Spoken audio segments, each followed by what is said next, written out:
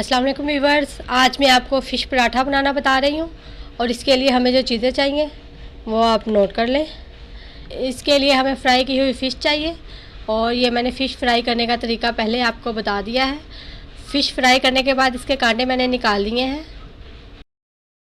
ये नॉर्मल आटा है जो हम रोटी के लिए इस्तेमाल करते हैं और इससे हम एक पेड़ा बनाएंगे। ये देखें, ये पेड़ा बन गया है। अब मैं इसकी रोटी बना लूँगी। ये देखें, इसकी पतली सी रोटी बेल ली है मैंने और इसके दरमियान में अब मैं ये फ़िश डालूँगी और ये फ़िश डाल ली है मैंने और अब मैं इसको कट लगाऊँगी साइडों से इस तरीके से।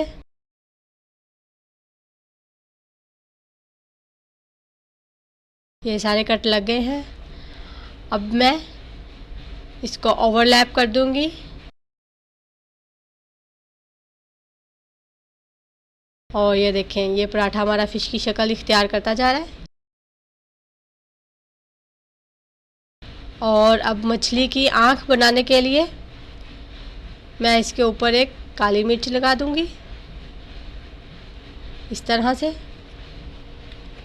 और अब हम इसको शैलो फ्राई करेंगे।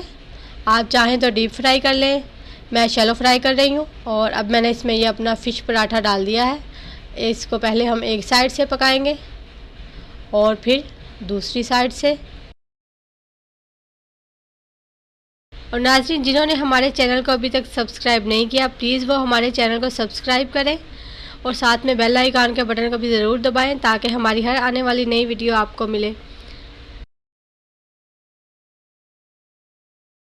नाज़रीन, ये हमारा फ़िश पराठा दोनों साइडों से पक गया है। इसका इतना प्यारा कलर आ गया है। अब मैं इसको निकाल लूँगी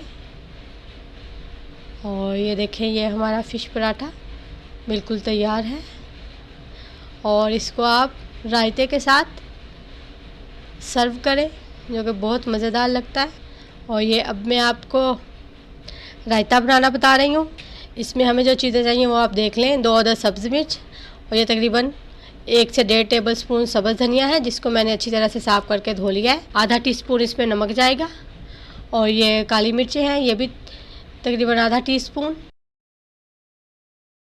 और ये आधा टीस्पून इसमें जाएगा पिसा हुआ ज़ीरा और 1 चुटकी लाल मिर्च, कुटी हुई लाल मिर्च। और अब हम इसको अच्छी तरह से पीस लेंगे और ये देखें, ये हमने पीस लिया है इसको।